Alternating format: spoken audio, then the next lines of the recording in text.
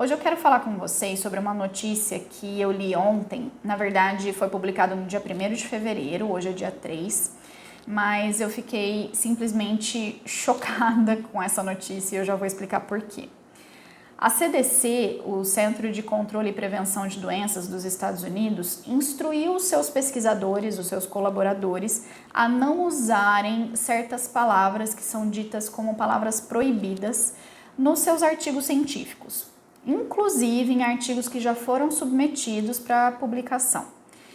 O Inside Medicine recebeu um compartilhamento de tela do e-mail que os funcionários da CDC receberam, com essa lista das palavras proibidas. Aqui do lado está a lista dos termos proibidos, então incluem gênero, transgênero, pessoa grávida, LGBT, transexual, não binário, biologicamente masculino, biologicamente feminino, entre outras.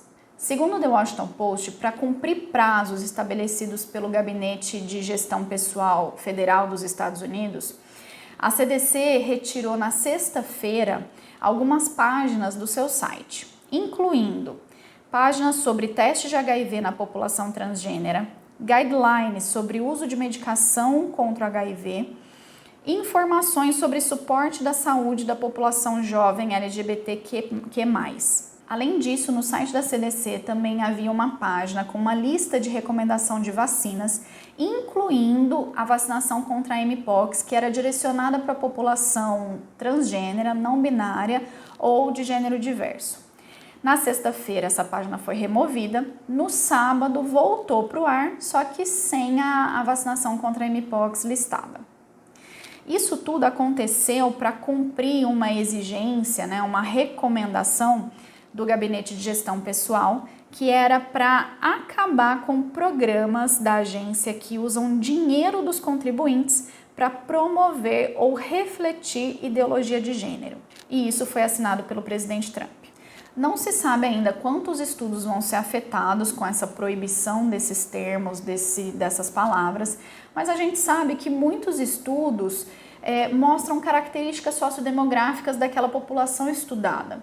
Então, a gente geralmente tem a tabela 1, que é descrito todas as características, seja idade, gênero, orientação sexual, se for relevante para aquele estudo, etnia, raça, enfim, várias características que os autores vão analisar para identificar melhor aquela população, as características daquela população estudada naquele manuscrito.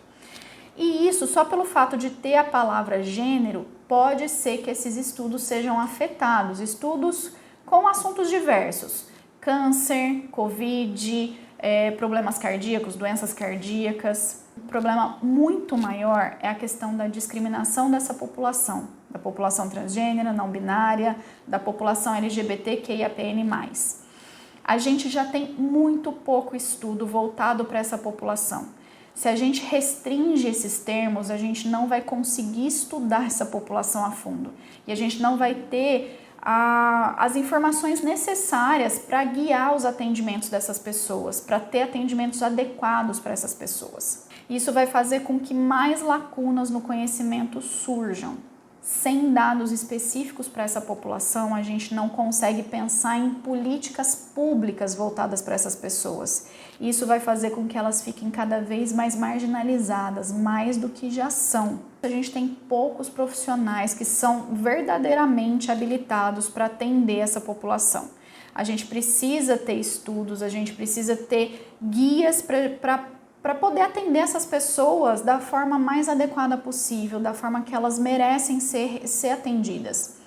Muitas pessoas transgêneras, muitas pessoas não binárias deixam de procurar assistência médica porque sabem que não são bem atendidos, porque não tem profissionais que são competentes ou habilitados para atender especificamente essas populações. E muitas vezes deixam de rastrear doenças que são detectáveis precocemente, que poderiam ser detectadas precocemente e tratadas precocemente também.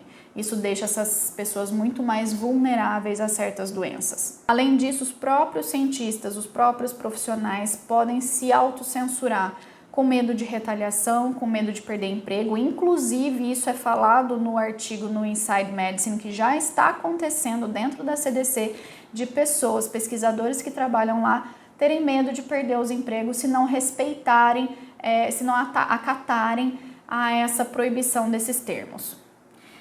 Quando a linguagem oficial exclui certas populações, certos grupos, existe um efeito social de apagamento, o que pode reforçar a discriminação e preconceitos dessas populações que já enfrentam muito preconceito. Só para vocês terem uma ideia, eu vou mostrar um dado de um estudo feito pela Fernanda Bonato e colaboradores, e eu tive o prazer de ser uma dessas colaboradoras, que tem o título Automutilação, Ideação Suicida e Tentativa de Suicídio entre Adolescentes Trans e ou com Variabilidade de Gênero.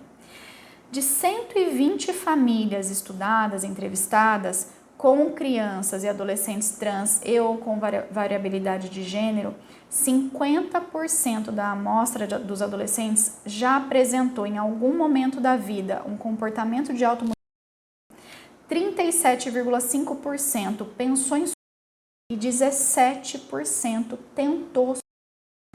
Se a gente não der atenção para essa população, se a ciência parar de dar atenção para essa população, a gente não vai conseguir ajudar essas pessoas.